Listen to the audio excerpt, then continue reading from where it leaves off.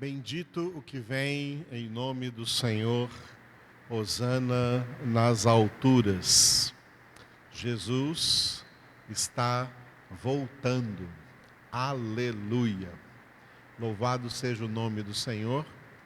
Nós estamos começando hoje mais uma aula do nosso seminário, Instituto Bíblico Cristo Vive. Hoje, sexta-feira, dia 23 de outubro de 2020.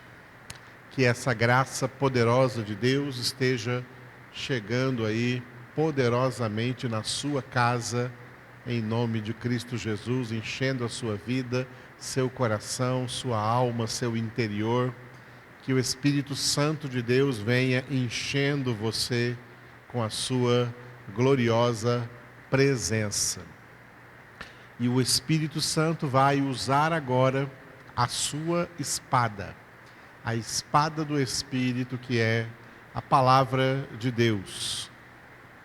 E através dessa palavra, ele vai penetrar no seu interior, curando a sua vida, santificando a sua vida, operando poderosamente aí em você e em todos da sua família, em nome de Cristo Jesus. Efésios capítulo 3. Este é o capítulo no qual nós estamos e vamos continuar. Nesta carta preciosa é que nós estamos meditando durante todo este ano de 2020 no nosso seminário e, logicamente, não vamos encerrá-la esse ano, continuaremos pela graça do Senhor, segundo a vontade de Deus, continuaremos no ano de 2021 no nosso seminário a meditar nesta profundíssima carta, esse texto riquíssimo em toda a Bíblia, em comparação com toda a Bíblia, inclusive com o Novo Testamento, a profundidade que existe nessa carta de Paulo aos Efésios. Enquanto nós vamos ler este capítulo 3, o Espírito de Deus estará então usando essa espada na sua vida, em nome de Jesus. Acompanhe essa leitura e entregue-se, renda-se ao que a palavra de Deus, Jesus Cristo, o Verbo de Deus, quer hoje operar na sua vida. Por esta causa, eu, Paulo, sou prisioneiro de Cristo Jesus, por amor de vós, gentios, se é que tendes ouvido a respeito da dispensação da graça de Deus, a mim confiada para vós outros. Pois, segundo uma revelação, me foi dado conhecer o mistério, conforme escrevi há pouco, resumidamente. Pelo que, quando ledes, podeis compreender o meu discernimento do mistério de Cristo, o qual em outras gerações não foi dado a conhecer aos filhos dos homens, como agora foi revelado aos seus santos apóstolos e profetas no Espírito, a saber que os gentios são co-herdeiros, membros do mesmo corpo e coparticipantes da promessa em Cristo Jesus, por meio do Evangelho, do qual fui constituído ministro, conforme o dom da graça de Deus a mim concedida, segundo a força operante do seu poder.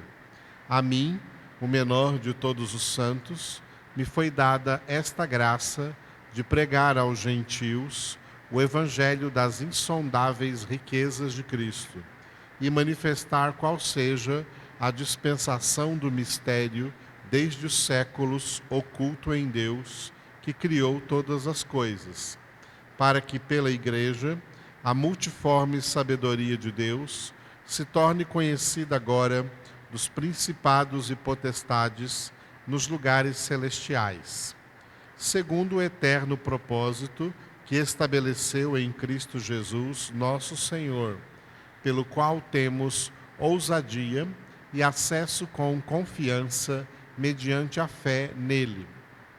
Portanto, vos peço que não desfaleçais nas minhas tribulações por vós, pois nisso está a vossa glória. Por esta causa, me ponho de joelhos diante do Pai, de quem toma o nome toda a família, tanto no céu como sobre a terra, para que, segundo a riqueza da sua glória, vos conceda que sejais fortalecidos com poder, mediante o seu Espírito, no homem interior. E assim, habite Cristo no vosso coração pela fé, estando vós arraigados e alicerçados em amor, a fim de poder descompreender com todos os santos qual é a largura e o comprimento e a altura e a profundidade, e conhecer o amor de Cristo, que excede todo entendimento, para que sejais tomados de toda a plenitude de Deus. Ora, aquele que é poderoso para fazer infinitamente mais do que tudo quanto pedimos ou pensamos, conforme o seu poder que opera em nós. A ele seja a glória na Igreja e em Cristo Jesus, por todas as gerações, para todos sempre. Amém. Aleluia. Ó Deus Santo e Todo-Poderoso, querido Pai Celestial, Senhor Jesus Cristo, Filho do Deus vivo, Espírito Santo de Deus. Te louvamos, ó Deus, pelo teu amor para conosco, te louvamos pelas tuas misericórdias que são a causa de não sermos consumidos, porque as tuas misericórdias não têm fim, elas são novas todas as manhãs sobre toda a humanidade, para beneficiar de maneira particular aqueles que, segundo o selo do teu firme fundamento, tu conheces que te pertencem.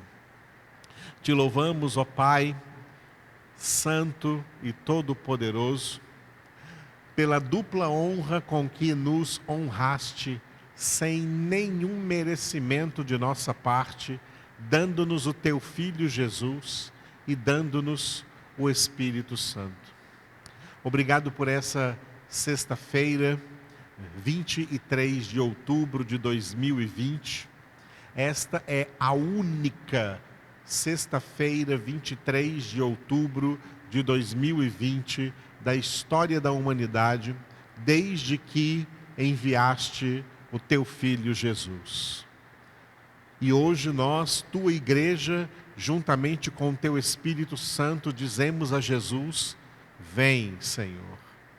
Ó Deus, Papai Todo-Poderoso, como disse o salmista no Salmo 119, já é tempo de intervires. A tua lei está sendo violada, a tua palavra está sendo violada no mundo. Vem, Senhor, para a consumação dessa história, desse século. Obrigado, Senhor Jesus Cristo, Filho de Deus, nosso Senhor, nosso Salvador amado. Obrigado, Jesus. Obrigado pela tua intercessão à destra do Pai por nós, pela nossa santificação, sem a qual ninguém te verá. E agora que tu nos conquistaste, Senhor, nós queremos te ver, queremos contemplar a tua face. Essa é a nossa meta.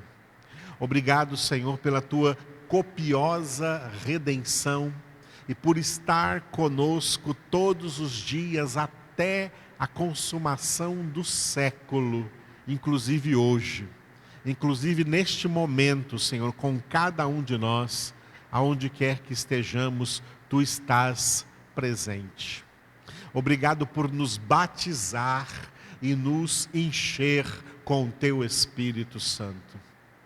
Ó Espírito Santo de Deus, obrigado pela tua intercessão ao Pai de dentro de nós, com gemidos inexprimíveis pela nossa santificação.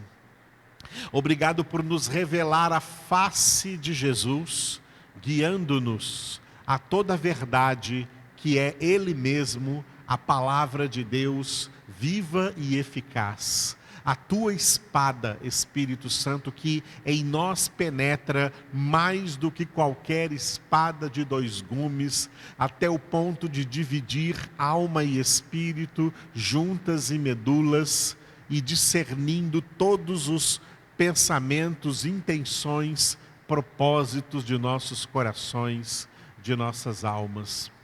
Obrigado, Espírito Santo, por habitar misteriosamente no nosso corpo, como no teu templo, Senhor.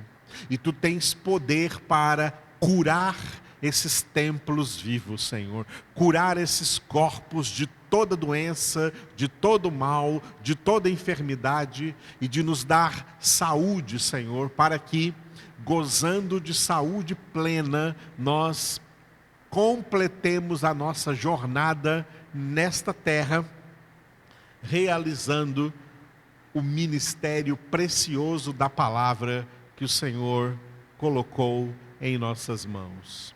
Te adoramos, ó Deus Todo-Poderoso, e eu entrego a Ti nesse momento todos os discípulos e discípulas do Senhor que estarão em comunhão comigo nesta palavra, recebendo esta transmissão, recebendo esta orientação dessa noite que o Senhor vai nos conduzir. Abençoa, Senhor, a todos poderosamente, em nome de Jesus. Amém. E glória a Deus. Nós estamos encerrando desde a semana passada o segmento 3 dessa carta de Paulo aos Efésios, que constitui os primeiros 13 versículos que nós lemos aqui no capítulo 3. Efésios 3, de 1 a 13, é o segmento 3, cujo título é Evangelho de Cristo. E nós já vimos que este segmento 3, ele está dividido em um desenvolvimento e uma conclusão. O desenvolvimento do versículo 1 até o versículo 12, o título foi Ministério de Paulo. E a conclusão na qual nós estamos, e vamos encerrar hoje pela graça do Senhor, Tribulação de Paulo, Efésios 3, 13. Então essa é a conclusão do segmento 3, Efésios 3:13, tribulação de Paulo. E neste versículo, Paulo declarou assim: portanto vos peço que não desfaleçais nas minhas tribulações por vós, pois nisso está a vossa glória. Esse é o encerramento do segmento 3. Na semana que vem, última sexta-feira de outubro, dia 30 de outubro, pela graça do Senhor, nós estaremos iniciando o segmento 4. O segmento 4 no versículo 14. Mas hoje nós vamos encerrar o segmento 3. Encerramento que ficou dividido em duas partes. Nós começamos esse encerramento na semana passada e vamos concluí-lo hoje, falando sobre um tema importante que Paulo toca aqui: tribulação ou tribulações no plural. No vídeo da semana passada, na aula da semana passada, você pode conferir. Nós falamos que toda tribulação teve origem no advento do pecado. A partir do pecado veio as tribulações, ou veio toda espécie de tribulação, como consequência do pecado. Por isso, o primeiro lugar onde houve tribulação foi no céu, porque o pecado nasceu ali, no coração, na alma de um anjo que conseguiu infectar uma terça parte dos anjos de Deus. Houve tribulação no céu, houve mesmo uma peleja no céu, uma batalha no céu, e o diabo, os demônios, e vieram para a terra. E na terra. A tribulação na terra tem dois motivos. Toda tribulação na terra tem dois motivos. Primeiro, a presença e a ação de Satanás e dos demônios em todo o mundo, em toda a humanidade.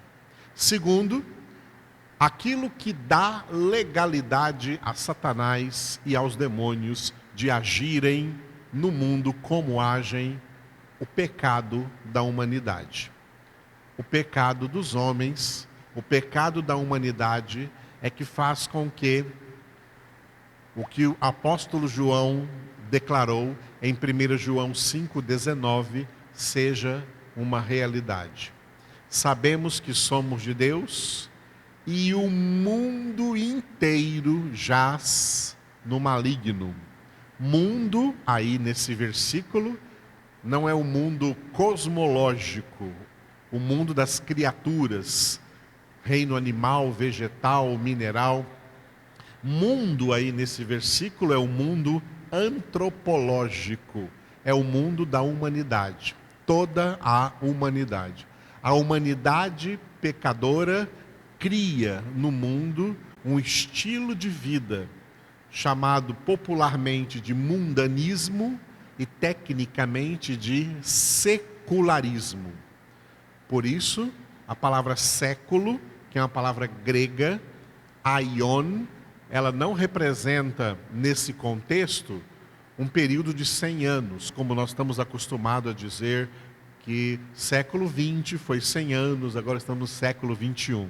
Quando a Bíblia fala de século, não está falando disso, mas está falando do domínio de Satanás em todo esse tempo em que a história da humanidade está sendo desenvolvida, desde o princípio da criação do mundo até aquele período final que Jesus denominou de consumação do século.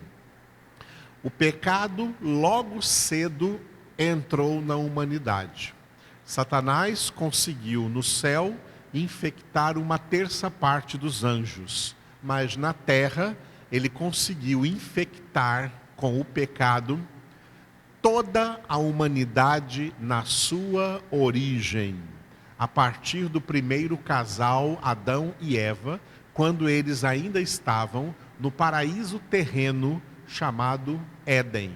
Lá no jardim do Éden, os nossos primeiros pais, nossos primeiros progenitores, Adão e Eva, conceberam o pecado, desobedecendo a Deus, comendo do fruto da árvore do conhecimento do bem e do mal, e a partir deste casal, toda a humanidade veio ao mundo no mesmo estado de pecado descrito pelo rei Davi no Salmo 51, versículo 5, quando Davi escreveu dizendo: eis que nasci na iniquidade, em pecado me concebeu minha mãe.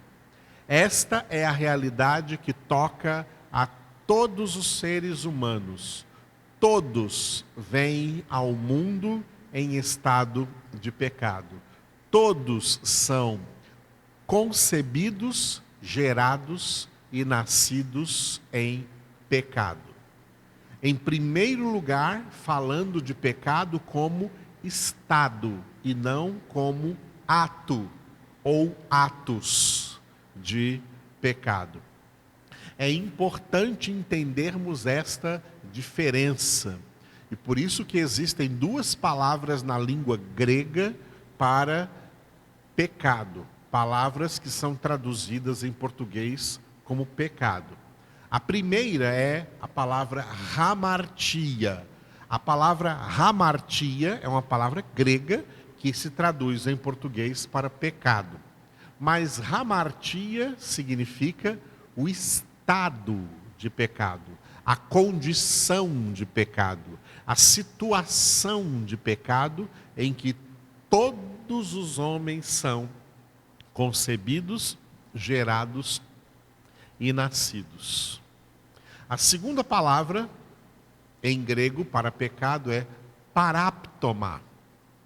Paraptoma também se traduz pecado, mas é pecado como ato ou atos de pecado, ações de pecado. É muito importante este esclarecimento, porque tem muita gente que quando ouve falar de pecado, pensa logo em atos. Mas isso que eu fiz é pecado, aquilo que o outro fez é pecado, o que eu estou fazendo é pecado. E tem gente que fala assim, não, eu não sou pecador porque eu não estou fazendo nada de errado. O homem não é pecador porque comete coisas erradas. O homem comete coisas erradas porque é pecador na sua essência. O pecado se misturou com a essência da humanidade. Ele vem junto com a natureza humana. Ele vem misturado com a natureza humana desde a concepção de cada ser humano. Quando um ser humano é concebido, já é concebido em pecado. O pecado já está aí nessa essência. O pecado é gerado aí nessa pessoinha no ventre materno durante 9 meses, numa gestação normal, e essa pessoa nasce com o pecado, mesmo que ela não tenha consciência disso e mesmo que não tenha como cometer nenhum ato consciente de pecado. Um bebezinho não comete nenhum ato consciente de pecado, mas não é por isso que ele não é pecador. Ele é pecador, ele é essencialmente pecador, o pecado está nele, e na medida em que ele vai crescendo, que esse bebezinho, essa criancinha vai crescendo, ela começa a dar sinais de como o pecado está na sua essência. Começa a dar sinais na desobediência, na rebeldia, até na birra, sinais de que o pecado está aí. E isso vai crescendo junto com ele, vai se desenvolvendo juntamente com a sua personalidade.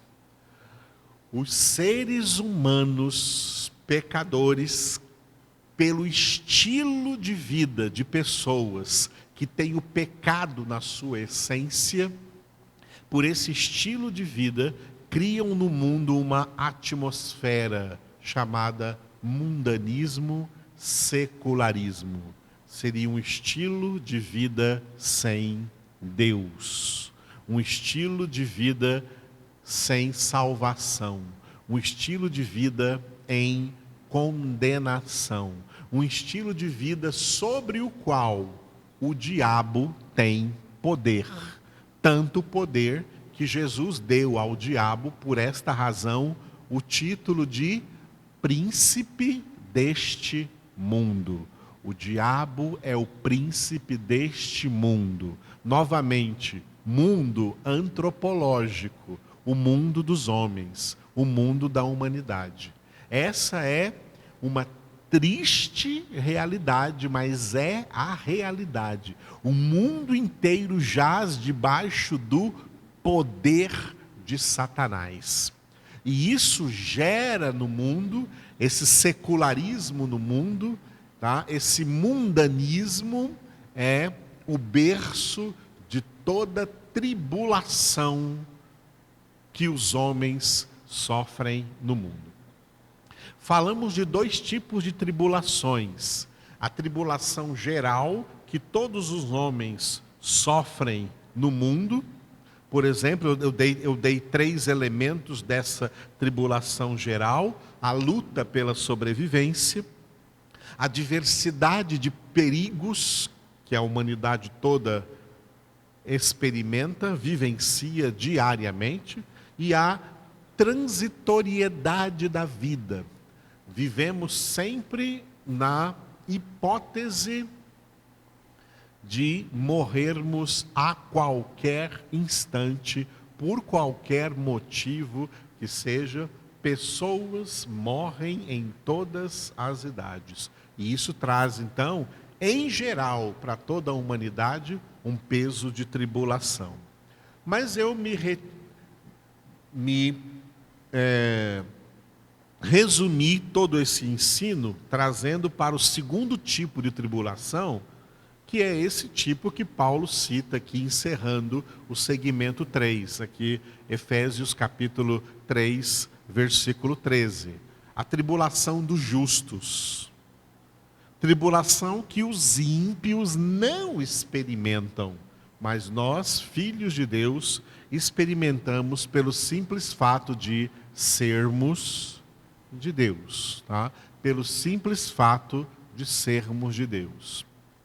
Qual a diferença entre quem é de Deus e quem não é de Deus? Deus sabe muito bem quem é dele, e um texto clássico para isso é 2 Timóteo, capítulo 2, versículo 19. 2 Timóteo 2, 19. Entretanto, o firme fundamento de Deus permanece, tendo este selo, 2 pontos. O Senhor conhece os que lhe pertencem. E mais, aparte-se da injustiça todo aquele que professa o nome do Senhor. O Senhor conhece os que lhe pertencem. Quem são os que lhe pertencem? São aqueles descritos pelo apóstolo Paulo em Efésios capítulo 1, versículo 4. Efésios 1, 4. Aqueles que o próprio Deus escolheu em Cristo antes da fundação do mundo para serem santos e irrepreensíveis perante Ele e em amor. Esses o Senhor conhece. Estes são aqueles que Deus operou neles o que Paulo escreveu em Colossenses capítulo 1, versículos 13 e 14. Ele nos libertou do império das trevas e nos transportou para o reino do Filho do seu amor, em quem temos a redenção, a remissão dos pecados. Nos tirou, nos libertou do império das trevas, significa que ele nos tirou do estado de hamartia. Ele nos tirou daquele estado em que nós fomos concebidos, gerados e nascidos em pecado. Deus nos tirou desse estado de pecado e desse estado de condenação. Mas ainda não tirou de dentro de nós o contágio que o pecado realizou, no sentido de termos ainda inclinações pecaminosas, termos ainda defeitos, que devem ser corrigidos, inclinações pecaminosas que devem ser tratadas no processo de santificação. E neste processo de santificação, nós temos uma grande gama de tribulação por um simples motivo, o motivo do combate interno que nós temos que enfrentar, combatendo contra o nosso próprio pecado. Quem não é de Deus, quem não é convertido aí no mundo, não combate com o seu pecado. Ele convive muito bem com o seu pecado e nem acha que o seu pecado é pecado. Quem não tem Deus, quem não tem o Espírito de Deus, não está convencido de pecado, não tem senso de pecado, vive muito bem, obrigado, não tem esse combate interno que os justos têm e no qual eles devem perseverar até o fim, como está escrito em Hebreus 12, 4, na vossa luta contra o pecado, ainda não tendes resistido até o sangue. Muito bem, além desse peso de tribulação que vem do nosso combate interno, nós, filhos de Deus, sofremos todo o peso de tribulação que vem contra nós, que vem nos oprimir a partir das realidades externas deste mundo que jaz no maligno, no qual nós também ainda fisicamente vivemos, trabalhamos, estudamos, constituímos família, no meio de um território completamente inimigo. O mundo é um território completamente inimigo. Nós vimos como o mundo, gerou um antagonismo contra Deus, e nós analisamos na semana passada 2 textos importantes sobre isso, no Salmo de número 2 e no livro dos Atos dos Apóstolos, capítulo 4, onde nós vimos que no livro de Atos, capítulo 4, quando os primeiros cristãos se reuniram e oraram porque estavam sendo perseguidos por causa da pregação do Evangelho, porque eles eram de Deus, eram de Cristo Jesus, o mundo se levantou contra eles. Eles citaram naquela oração o Salmo 2, porque o mundo inteiro, os povos e os seus governantes se levantam contra o Senhor e contra o seu ungido, contra Cristo. Nós explicamos isso em detalhes na semana passada, e nós vimos que eles oraram apresentando a Deus 3 elementos que resumem toda a tribulação que nós sofremos no mundo. 3 elementos contrários ao Evangelho de Cristo, contrários a Cristo. 3 elementos que provam que o mundo é anti-Deus, anti-Cristo, anti-Bíblia, anti-palavra, anti-verdade. Contra Deus. O mundo é inimigo de Deus. Esses 3 elementos foram Herodes e Pôncio Pilatos, que representavam o sistema político. Todo sistema político mundial é contra Deus, é anticristo, é anticristão. Segundo, os gentios, que representavam o mundanismo, o sistema secular, o mundo com os seus costumes, com as suas culturas, com a sua moda, com as suas artes, a sua música, novelas, cinema, filmes, séries, até desenhos de crianças.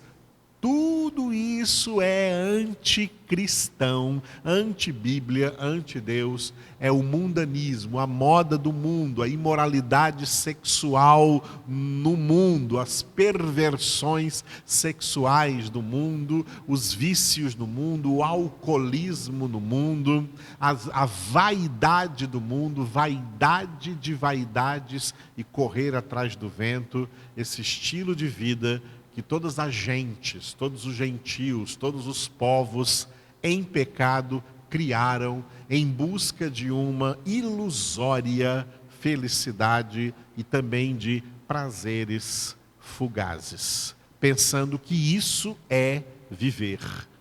Estão enganados e por isso estão mortos em delitos e pecados. E o terceiro item, gente de Israel, que estava ali naquela oração em Atos 4, representando um terceiro sistema, o sistema religioso no mundo. O sistema religioso no mundo que se ramifica nas várias religiões que existem no mundo. Nenhuma religião é de Deus. Deus não é criador de religião. Religião é uma palavra que vem do latim, do Império Romano, não do hebraico bíblico, nem do grego bíblico, nem do hebraico do Antigo Testamento e nem do grego do Novo Testamento. Na Bíblia você não acha a palavra religião. E onde você acha a palavra religião, em alguma tradução, mesmo em português, em Tiago, por exemplo, capítulo 1, não era religião que estava escrito ali no texto original. O que estava escrito era adoração e não religião. Religião é uma palavra criada pelo Império Romano. para dizer que todo homem tem o seu próprio jeito de buscar a Deus, o jeito que cada um escolhe de buscar a Deus. Deus não é alcançado pelo jeito que os homens escolhem ou inventam de buscá-lo. Deus é alcançado por quem o busca de todo o coração, sem nada desse aparato religioso fornecido pelas religiões. Religião é falácia, todas elas, tanto religiões de cunho teísta como religiões de cunho ateísta, tanto religiões de cunho cristão como religiões de cunho anticristão.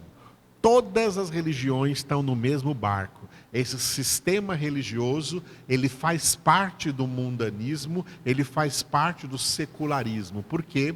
Porque a mente humana decaída, a alma humana decaída é naturalmente religiosa e quer se prender a alguma espécie de religiosidade para, através dessa espécie de religiosidade, cauterizar a sua consciência e não sentir nenhum peso de consciência por causa dos seus pecados e continuarem conformados nos seus pecados e ainda pensando que tem uma redenção, uma salvação, porque são adeptos de alguma religião. Religião nenhuma tem salvação. Jesus não veio trazer religião, ele veio trazer vida. João 10:10. Eu vim para que tenham vida e a tenham com abundância. Vida espiritual, vida eterna.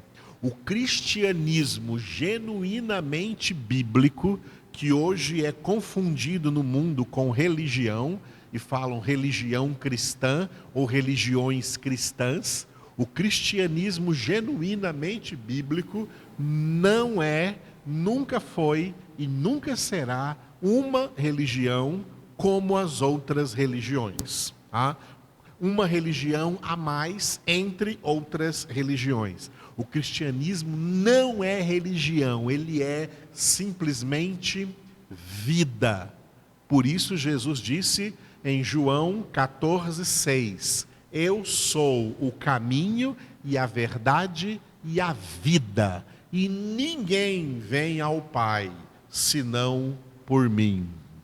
Essa história que foi inventada aí durante séculos de que todos os caminhos levam a Deus, ou todas as religiões levam a Deus, isso é falso, isso é mentira, isso faz parte das doutrinas de Satanás, com as quais Satanás engana o mundo, engana a humanidade. Por isso ele é o pai da mentira. Deus é o pai da verdade. Jesus é a verdade. A palavra de Deus é a verdade. E por isso Jesus disse em João 8:32, e conhecereis a verdade, e a verdade vos libertará.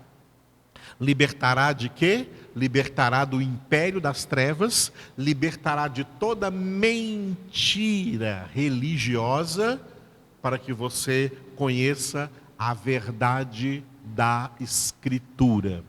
Como disse Martinho Lutero no início da Reforma Protestante de 1517, sola Escritura, somente a palavra de Deus.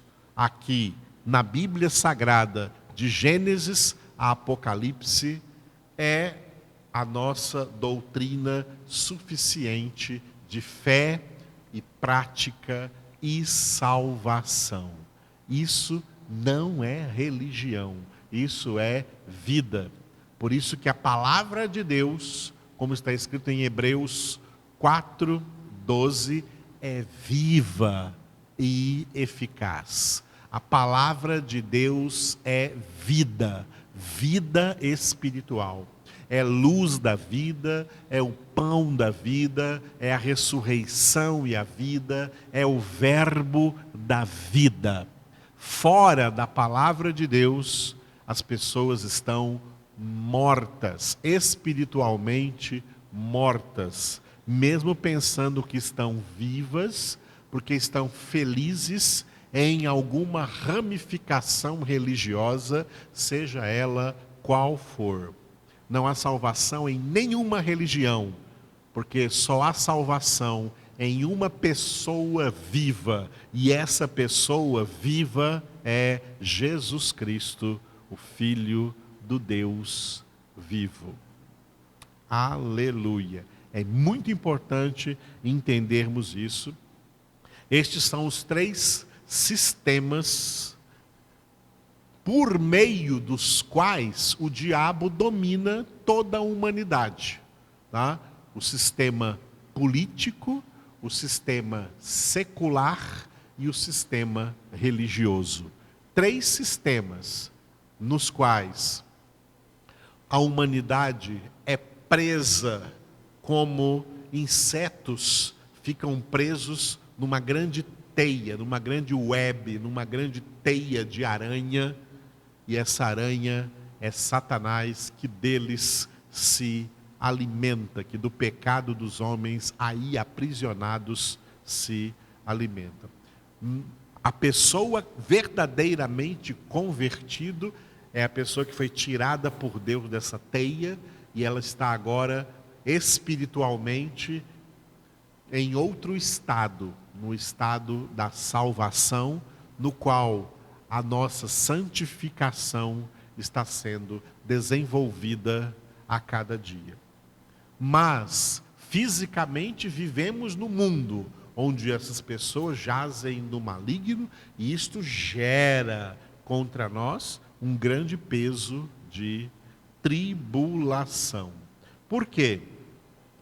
Porque no mundo, eu gostaria que vocês lessem comigo, né, o que Jesus declarou sobre o que acontecerá sempre no mundo até o fim do mundo. Mateus capítulo 24,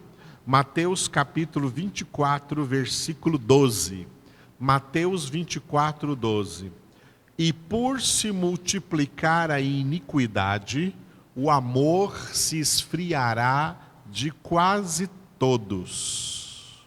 O que Jesus está dizendo neste versículo, que um dos fatores que causam a tribulação no mundo é a multiplicação da iniquidade. O pecado no mundo se multiplica, tá? O pecado no mundo se multiplica por causa de 2 fatores muito importantes que nós temos que levar em consideração. Esses 2 fatores nos ajudam a entender por que nós temos a falsa impressão, é uma falsa impressão, de que no passado as coisas eram melhores do que hoje. De que hoje, por que hoje piorou e vai piorar mais daqui para frente? Não é que no passado as coisas eram melhores do que hoje. Desde o começo, o homem foi pecador inveterado. Tanto que a primeira civilização foi alvo da justa ira de Deus no juízo do dilúvio, onde aquela civilização toda morreu em águas do dilúvio e já cometiam pecados horrorosos. Já eram grandes pecadores. Em todas as épocas, o pecado do homem sempre foi terrível, abominável, teimoso, contumaz. O homem sempre cometeu atrocidades no mundo por causa do pecado, isso em todas as épocas. Mas essa falsa impressão que nós temos que as coisas antigamente eram melhores, é por causa de 2 motivos, 2 elementos importantes. Primeiro elemento, tá? A multiplicação de seres humanos na Terra, ou seja, o aumento da densidade demográfica. Quanto mais gente no mundo, mais pecadores no mundo, mais iniquidade no mundo. A multiplicação de pessoas no mundo coopera com a multiplicação da iniquidade. De Gênesis para Apocalipse, há uma grande diferença. De Gênesis, no princípio, a ordem era multiplicai-vos. Apocalipse vai mudar a multiplicação pela subtração.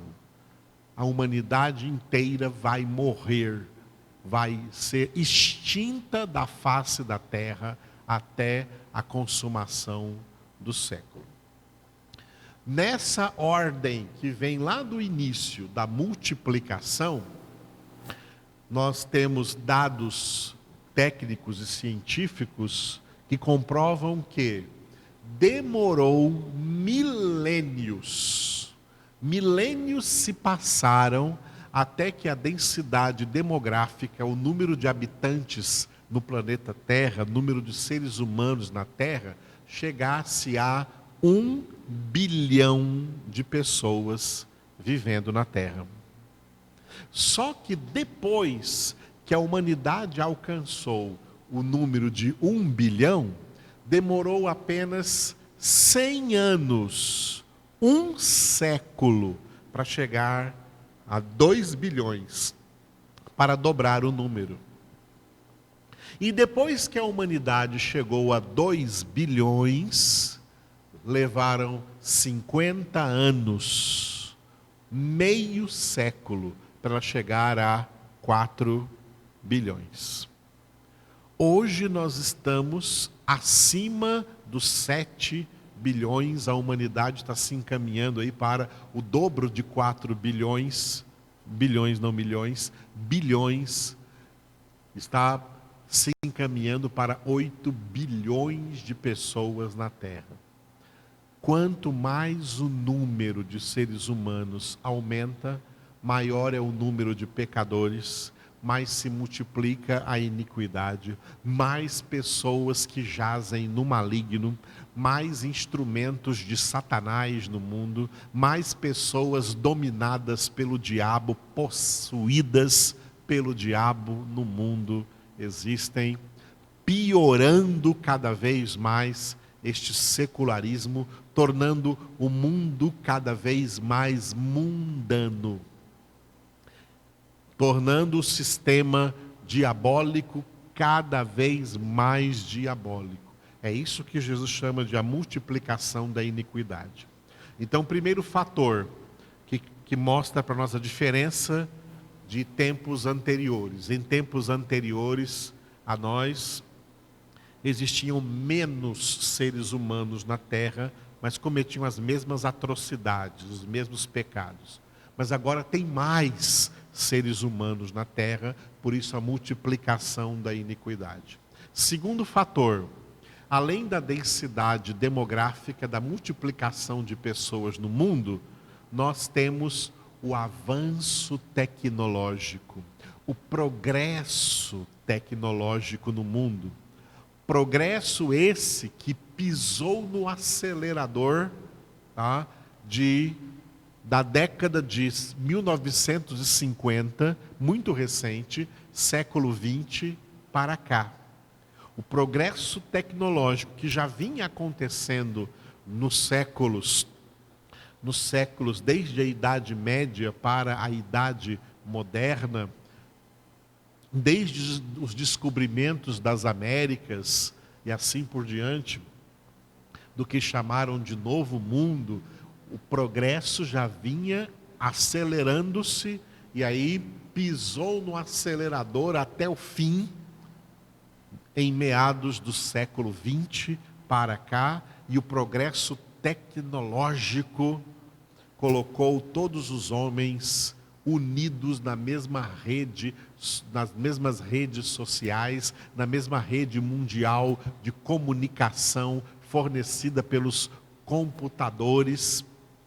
O mundo todo está ligado, todo mundo tem agora o mundo na palma de suas mãos, acesso a tudo o que acontece no mundo, e também pode falar aí, colocar a sua voz, colocar a sua imagem, pode se projetar no mundo aí através de um aparelhozinho aí, um smartphone na palma da sua mão. A pessoa está em contato com o mundo todo. Esse progresso tecnológico para o qual a humanidade não estava preparada, esse progresso tecnológico se tornou um poderoso fator nesta multiplicação da iniquidade no mundo inteiro. O que mais tem nessa internet é pecado, é pecaminosidade.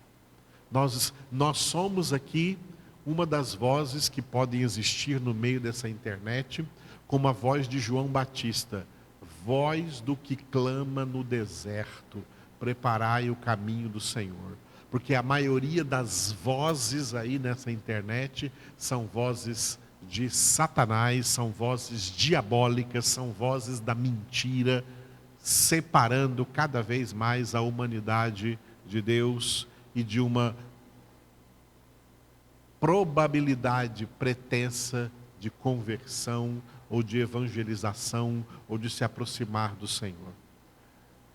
A multiplicação da iniquidade no mundo é um fator que multiplica também tribulação, especialmente contra os justos, contra os filhos de Deus que vivem em um mundo cada vez mais tomado pelo pecado e pelo diabo. Essa é a situação do mundo que vai, com certeza, piorando até o fim dos tempos. Em meio a essa multiplicação da iniquidade, nós temos a evolução do ateísmo. Quantas pessoas estão se tornando ateístas convictos? Ateus convictos, pessoas que batem no peito e falam de boca cheia que não creem em Deus, que não querem saber de Deus, que não participam de nada que se refere a Deus, que não querem nem saber de Deus. Não querem nem saber de Deus, são totalmente contra Deus. É impressionante. A evolução do ateísmo é também um elemento para o aumento de toda tribulação neste mundo. Por quê? Porque o mundo se tornou, a humanidade se tornou adepta, todos os seres humanos em pecado se tornam adeptos da maior religião que há no mundo. A maior religião que domina sobre o mundo se chama satanismo.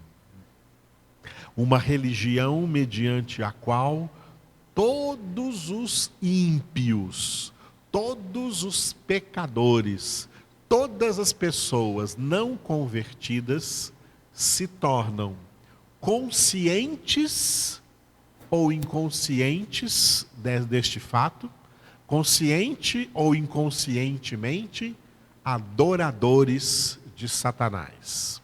A maioria nem sabe, nem tem consciência, nem tem ideia de que está adorando a Satanás, mas está. E outros que têm até consciência disso e declaram isso e gostam de fazer isso. É por isso que o satanismo é a religião mais dominante no mundo, até porque domina todas as demais religiões. Todas as religiões são dominadas por Satanás, porque fazem parte do mesmo secularismo, do mesmo mundanismo, como eu recordei para vocês agora, nos 3 sistemas que lemos em Atos capítulo 4. Então nós temos aí o satanismo implícito e o satanismo explícito. Satanismo explícito é naquelas pessoas que verdadeiramente sabem conscientemente que são adoradores de Satanás, que servem ao diabo e se alegram com isso. Satanismo explícito, que pode levar até a coisas radicais que existem por aí, como cultos a Satanás, missa negra ou não sei o que mais que exista por aí, cultuando ao diabo, seitas satânicas e assim por diante. Quantos filmes existem aí de seitas satânicas, e até muita gente que se diz crente gosta de ver esse tipo de filmes, tá? Com seitas satânicas praticando até sacrifícios humanos e assim por diante. Esse é o satanismo explícito no mundo. Mas tem o satanismo implícito. O satanismo implícito é aquele que não tem cara de aparato religioso, não tem cara de adoração religiosa, de ritualismo religioso. Não, tem cara de vida normal na terra, tá? Até de uma moralidade normal, até uma moralidade bonita. Tem gente, tá?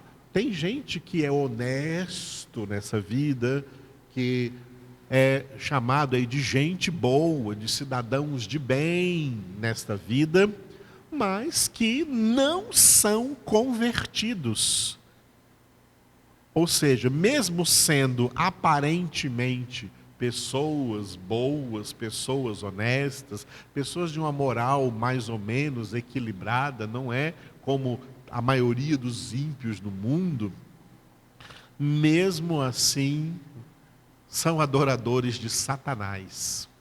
Jesus definiu o satanismo e o cristianismo em uma só frase, na qual ele disse assim, você encontra nos evangelhos sinóticos, Mateus, Marcos ou Lucas, Jesus dizendo assim: quem não está comigo, está contra mim. Quem não é por mim, é contra mim.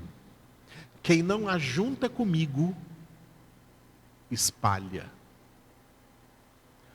Olha como Jesus definiu aí, com toda simplicidade, o genuíno cristianismo bíblico, e tudo que é fora desse genuíno cristianismo bíblico é satanismo, é sem Cristo.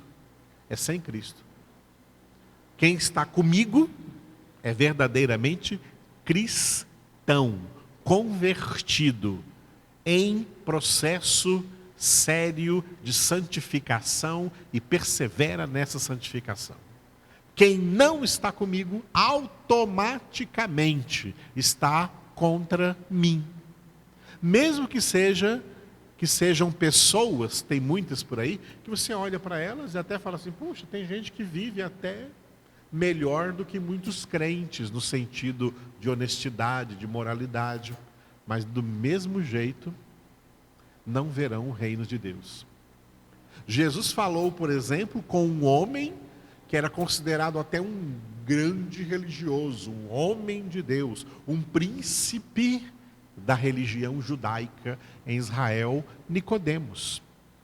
João capítulo 3. Ele não era um drogado, não era um alcoólatra, não era um assassino, não era um imoral, era um homem altamente religioso, e por ser tão religioso, ele era tido por todas as pessoas como um grande homem de Deus na sua época. E Jesus disse para ele: se você não nascer de novo, não poderá ver o reino de Deus. Com toda a sua religiosidade, não poderá ver o reino de Deus. Porque o reino de Deus não é religioso, a religiosidade não é aparato religioso. O reino de Deus é vida, vida com abundância, vida eterna, que só o Senhor pode dar. Isso é muito sério. O satanismo domina no mundo, por isso que o mundo inteiro jaz no maligno. O satanismo é a religião mais quantitativa no mundo, que domina todas as pessoas, tanto as que são conscientes disso, como as que não são conscientes disso. Elas também são de Satanás.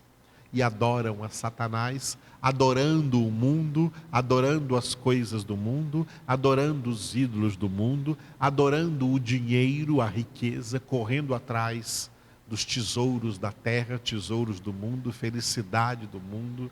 São adoradores de Satanás, são pessoas que estão todas incluídas neste texto pelo qual nós já passamos aqui no nosso seminário, Efésios capítulo 2, versículo 2. Pessoas que andam no mundo segundo o curso deste mundo, segundo o príncipe da potestade do ar, do espírito que agora atua nos filhos da desobediência. Filhos da desobediência aqui são todas as pessoas não convertidas. O espírito que atua nelas, tá, é o príncipe da potestade do ar. Quem é este? Satanás. E é assim que funciona o satanismo na terra toda. E Satanás aproveita de tudo isso para tentar se vingar de Deus, lutar contra Deus. Mas como ele não pode mais voltar para o céu, ele não pode confrontar Deus pessoalmente, mesmo se pudesse não venceria, porque Deus é invencível. Então, como ele não consegue confrontar Deus diretamente, ele levanta, tudo o que ele levanta do mundo é contra os herdeiros de Deus, contra os filhos de Deus, contra os que foram justificados mediante a fé em Jesus Cristo e vivem no mundo a palavra de Deus. Satanás se levanta contra o evangelho e contra todo evangelizado e contra todo verdadeiro evangelizador, contra todo verdadeiro cristão, contra todo verdadeiro filho de Deus. É claro que ele sabe que está fazendo isso inutilmente, porque ele sabe, o diabo sabe, os demônios sabem que pouco tempo lhes resta para serem lançados definitivamente no lago de fogo e de enxofre, quando essa história da humanidade acabar. Mas enquanto isso, o diabo está agindo no meio do satanismo crescente na face da terra, em todas as dimensões da vida humana, da vida dos homens em pecado, tá? Para levantar perseguição contra a verdade. O pai da mentira persegue a verdade. O pai da mentira odeia a verdade.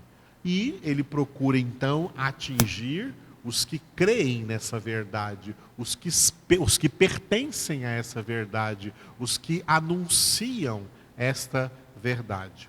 Portanto, um dos grandes elementos da tribulação contra os justos, a tribulação que os justos sofrem no mundo, e essa tribulação citada aí pelo apóstolo Paulo, né, minhas tribulações, em Efésios 3,13, são tribulações por causa desta perseguição diabólica, a perseguição que Satanás levanta no mundo contra a verdade, contra o evangelho, contra a palavra e contra quem verdadeiramente é de Deus. Essa perseguição ela vem acontecendo no mundo desde a época de Jesus e dos apóstolos, desde o primeiro século. Nós estamos agora no século 21, desde o primeiro século, essa perseguição vem acontecendo de duas maneiras. Se você estiver anotando aí na sua casa, é importante você anotar. duas maneiras que essa perseguição acontece. Primeira, resistência ativa. E segunda, indiferença passiva.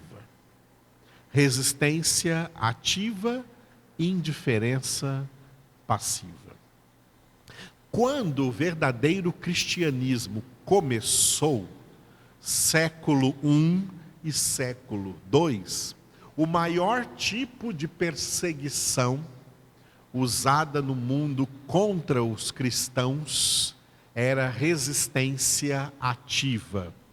Diante dessa resistência ativa, milhares de cristãos foram mortos publicamente, mortos em praça pública de diversas maneiras, queimados vivos, esfolados vivos, entregues para ser comidos por leões, tigres e ursos, enquanto outros assistiam a esses espetáculos que aconteciam, por exemplo, no Coliseu em Roma, que hoje lá é um ponto turístico. Eu não iria jamais visitar esse ponto turístico, porque irmãos nossos foram mortos ali dentro por causa do mesmo evangelho no qual hoje nós cremos.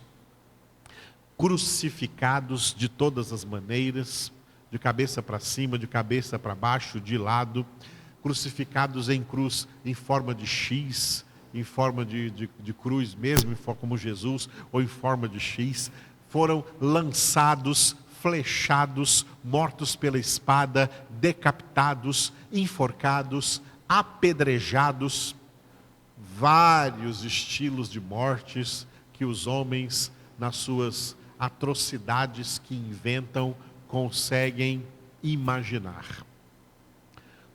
Quando cristãos são mortos, quando há derramamento de sangue de cristãos, esse tipo de perseguição se chama resistência ativa. Quando o diabo percebeu que o sangue de cristãos derramado por terra se tornava semente para novos cristãos, quanto mais se matava cristãos, mais o cristianismo verdadeiro crescia, o diabo mudou de estratégia. E ele passou para um tipo de perseguição ainda mais terrível do que a resistência ativa. Ele passou para esse estilo de perseguição que se chama indiferença passiva. Tudo que o diabo inventa no mundo, aproveitando as mentes decaídas dos pecadores, são coisas para simplesmente não falar contra Cristo, não falar contra Deus, não falar contra o Evangelho, mas simplesmente deixa Deus de lado, vamos falar de outras coisas. Deixa Deus de lado, deixa Cristo de lado, deixa a Bíblia de lado. Não vamos perseguir os cristãos, vamos apenas criar um estilo de vida onde não há lugar para Deus, não há lugar para Cristo, não há lugar para Jesus, não há lugar para o Evangelho. Vamos criar um mundo onde as pessoas achem o Evangelho chato, a Bíblia enfadonha, coisa cansativa. Larga isso para lá, vamos para coisas mais prazerosas neste mundo, e vamos tratar esse cristianismo aí verdadeiro, esse cristianismo genuíno, vamos tratá-lo com indiferença. Isso se chama a indiferença passiva, aonde os cristãos não sentem uma perseguição ativa contra as suas vidas, mas eles ficam acuados diante de uma situação em que as pessoas não dão a mínima para Jesus, nem para a palavra, nem para Deus, simplesmente como se Deus não existisse, como se Jesus não existisse, como se Bíblia não existisse, como se a palavra simplesmente não existisse. Indiferença passiva. O problema dessa perseguição é que ela é pior do que a resistência ativa, porque na resistência ativa, cristãos morriam fisicamente, mas estavam vivos espiritualmente. Mas na indiferença passiva, cristãos ficam vivos fisicamente, mas morrem espiritualmente. Se esfriam, se acomodam, se conformam no mundo, acham que o mundo é uma maravilha e assim caem na tentação de Satanás. O diabo conseguiu arrumar um tipo de perseguição que mata não o corpo, mas que mata a alma das pessoas e mantém escravizadas ao pecado e ao mundo. A indiferença passiva. Bom, quem é de Jesus vai sofrer sempre qualquer tipo de perseguição ou qualquer tipo de tribulação espiritual neste mundo, pelo simples fato de ser de Jesus. Foi por isso que Jesus disse assim em João, quero que você acompanhe comigo, João capítulo 15, versículos 18 e 19. João 15, 18 e 19. Se o mundo vos odeia, sabei que, primeiro do que a vós outros, me odiou a mim. Se vós fosseis do mundo, o mundo amaria o que era seu. Como todavia não sois do mundo, pelo contrário, dele vos escolhi, por isso o mundo vos odeia. O mundo nos odeia porque odeia Jesus, porque odeia a Deus, porque odeia a palavra de Deus. O Deus que eles amam, o Jesus que eles amam, é falso. É um Jesus que eles mesmos fabricam, conforme as suas próprias conveniências, fora da Escritura, fora da palavra de Deus. Um Deus e um Jesus que não chama para conversão, que não chama para santificação, que não manda renunciar nada, pode continuar feliz no mundo e depois você vai para o céu. Não é assim não, amados. Ir para o céu é com dificuldade, é uma tribulação. Nós temos que entrar no reino de Deus, nos céus, através de muitas tribulações, especialmente a tribulação gerada pela nossa perseverança na santificação. Por isso o apóstolo Pedro disse em 1 Pedro 4,18, é com dificuldade que o justo é salvo. No entanto, para encerrar essa parte da tribulação, é bom lembrar que vem uma tribulação por aí que a Bíblia Sagrada denomina de grande tribulação. Vem uma tribulação por aí que vai ter uma duração de 7 anos. 7 anos que foram profetizados ainda no período do Antigo Testamento. No período do Antigo Testamento, através do profeta Daniel.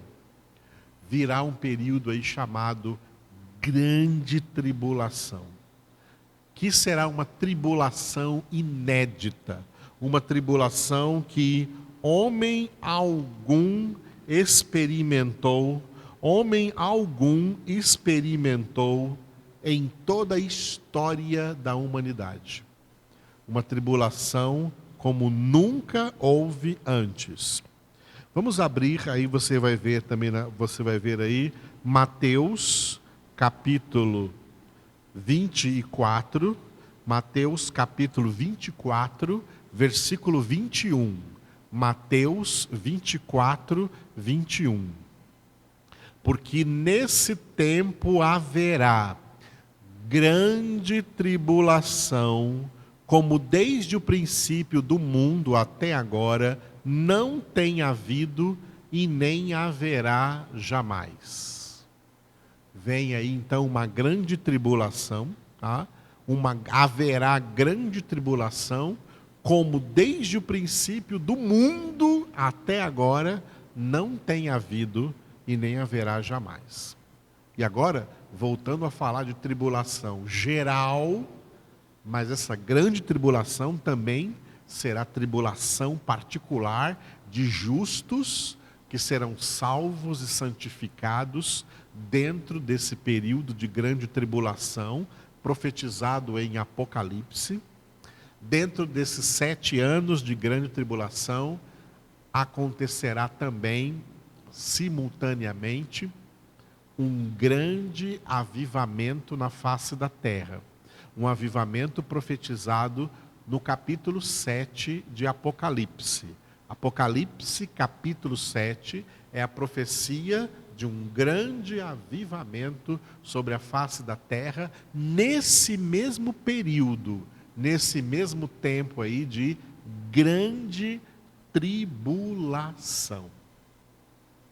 No entanto, os justos, os filhos de Deus, os eleitos de Deus, que estiverem vivendo em santidade, em perseverança, aí no início, quando for para começar essa grande tribulação, eles serão tirados pelo Senhor dessa grande tribulação, eles não entrarão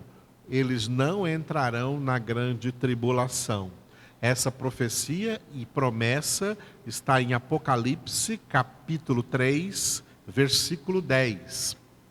Na mensagem de Jesus à igreja de Filadélfia, que representa a igreja eleita. Este versículo 10, Apocalipse 3, 10, é a promessa de Jesus, de que os seus eleitos que estiverem, atenção, tá? Não são nem todos os eleitos que estiverem perseverando na sua santificação, que não estiverem relaxados, que estiverem perseverando na sua santificação, por ocasião do início da grande tribulação, eles serão tirados da terra pelo arrebatamento, serão tirados da terra para não entrarem nesta grande tribulação. É isso que Jesus quis dizer com essas palavras em Apocalipse 3:10.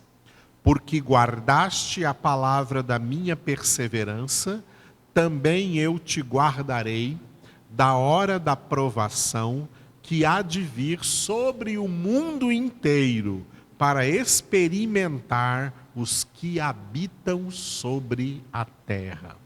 Essa hora da provação que há de vir sobre o mundo inteiro é a grande tribulação. Os eleitos de Deus que estiverem perseverando na sua santificação, porque estão guardando a palavra da minha perseverança, o Senhor também os guardará da grande tribulação e os levará para a glória.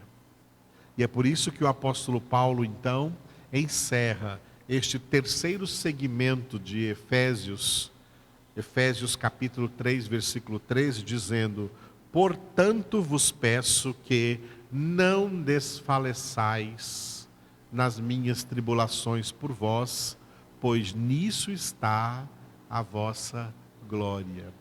Permanece firme nas tribulações, porque Deus é para nós socorro bem presente em meio a quaisquer que sejam as tribulações. Assim nós encerramos o terceiro segmento de Efésios e, pela graça do Senhor, na próxima sexta-feira iniciaremos o quarto segmento da carta de Paulo aos Efésios. ore comigo agora. Obrigado, Senhor, por essa noite abençoada na Tua presença, por esse momento em que nós, diante de Ti, diante da Tua palavra, diante da Tua verdade, tomamos consciência da realidade espiritual tenebrosa deste mundo em que nós vivemos e que no meio dele o Senhor nos guarda. No meio desta realidade o Senhor nos protege, o Senhor nos envolve, o Senhor nos consola, o Senhor nos cura, o Senhor nos edifica. Obrigado, Jesus, porque sobre essa pedra que és Tu mesmo, a palavra de Deus, viva e eficaz, Tu mesmo, Jesus, edificas a Tua igreja eleita, e as portas do inferno não prevalecerão contra ela. Obrigado porque o Senhor é quem nos fortalece na nossa luta contra o pecado, tanto nos combates internos como nos combates externos. O Senhor é quem nos dá graça e glória. O Senhor é quem nos dá poder do Espírito Santo para suportar as tentações, para suportar as provações, para passar nas provações, para apresentar-nos diante de Ti, ó Deus, aprovados, como obreiros que não têm de que se envergonhar e que manejam bem a palavra da verdade. Pessoas que vivem a palavra, que praticam a palavra, que vivem a palavra em um mundo que é totalmente adversário desta palavra. Palavra que é hostilizada e difamada no mundo onde o pecado se tornou algo normal, lícito para os homens, e por isso vemos o mundo inteiro jazendo no maligno. Ó Deus Todo-Poderoso, Tu és o nosso refúgio, Tu és a nossa fortaleza, Tu és o caminho, a verdade e a vida, Tu és a ressurreição e a vida, Tu és a luz da vida, o pão da vida, o verbo da vida. Só Tu tens, Jesus, palavras de vida eterna, e nós cremos e sabemos que Tu és o Santo de Deus, o Filho de Deus, único Salvador, único mediador entre Deus e os homens. É o Teu nome que nós invocamos, Jesus, porque está escrito que todo aquele que invocar o Teu nome de todo o coração será salvo. Nós invocamos o Teu nome, Senhor. Nós precisamos de Ti nessa nossa caminhada, Senhor, na nossa caminhada de santificação rumo à perfeição, rumo à plena santidade. E nós queremos estar o tempo todo percorrendo esta carreira que nos está proposta na Tua palavra, mantendo firme o nosso olhar em Ti, Jesus, porque Tu és Jesus, só Tu és Jesus, o autor e consumador da nossa fé. Aleluia, Te adoramos. Amém.